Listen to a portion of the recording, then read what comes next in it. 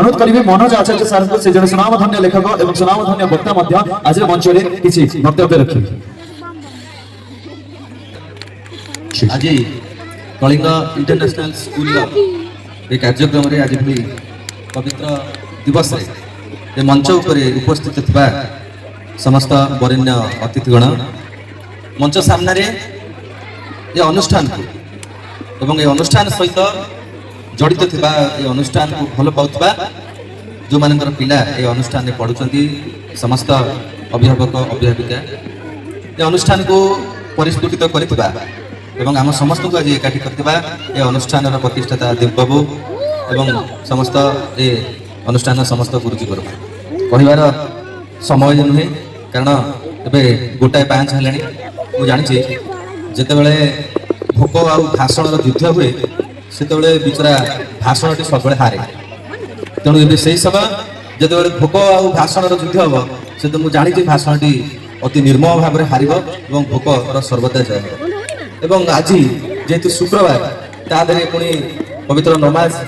संयुक्त होती तेणु भाषण देवा मु भावुची आउ एटी संभव नहीं तेज संक्षेप जेहेतु कहवाई विधि अनुसार मुझे उपस्थित थिबा सब अभिभावक मान अनुग्रह करी निवेदन करी जे आम हूँ शेष पीढ़ी आपण मैंने शेष पीढ़ी जो मैंने आमरी वयस्क थे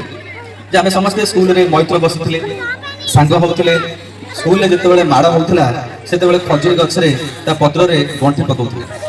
आम जानी गंठी पकड़े स्कूल माड़ हम आपने समस्ते यही सब विधि जाते आम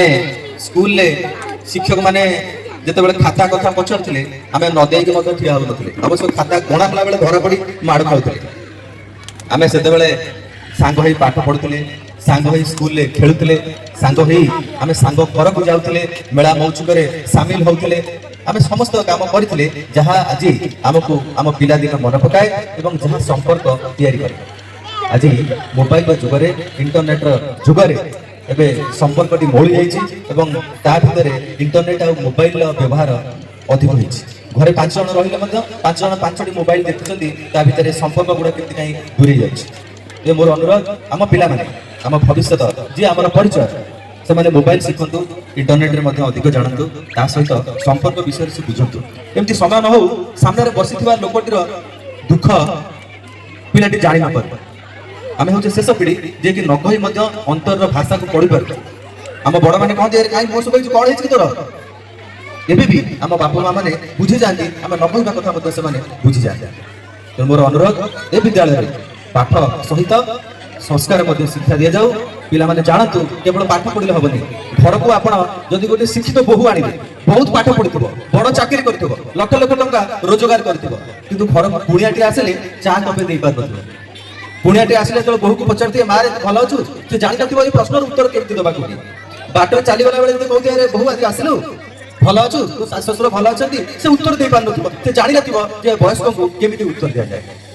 तेणु शिक्षा जी आवश्यक ता सहित संस्कार से आवश्यक पिला माने अधिक समय नेबेनी छोटिया गपरे आपण पाखरे सारी 2टी पत्थर थिले से पहाड़ बाहर ले 2टी पत्थर को निहाण रे मूर्ति तैयारी करबा आरंभ करागला गोटे पत्थर जेतेले खोदे हला सेतेले निहाण मुंडे खोदे हला अच्छा निहाण जदि आपण मानु के हाणी कष्ट हो कि नहीं पिला माने कष्ट हो तो अच्छा अच्छा सेमती पत्थर मानु कष्ट हला उभय पत्थर बहुत कांदिले एमती खोदे हो गोटे पत्थर अधार भांगी गले से कष्ट सही पारे जो पत्थर टी भांगी गले से पत्थर को रखी दिगला और जो पत्थर कष्ट सहला लहु लुहाण गला देहर रक्त बाहरिला से कांदिला अत्यंत कष्ट सहला शेष पर्यंत रहिला भांगिलानी धैर्य माना हेलानी से गोटे देवतार रूप नेला और से मूर्ति को मंदिर में आसी पूजार्चना करागला मंदिर में सहस्र लोक आसी आगे मथा टेकिले पिला माने मु आपको यही गप छल एति अनुरोध करी ये जो मंदिर देवता माने आपण गुरुजी गुरुमा आपण को कष्ट हम कि भांगी पड़ोनी देखिए आपण मैंने भांगी न पड़े निश्चित आपण मैंने समस्ते ए मंदिर गोटे गोटे देवी देवता हेबे एवं सारा विश्व सारा राष्ट्र आपण को सम्मान देव किछि हुंतु न हुंतु हम समस्त आपण मैंने गर्वटी हेबे जय जगन्नाथ जय भारत वंदे मातरम धन्यवाद सर।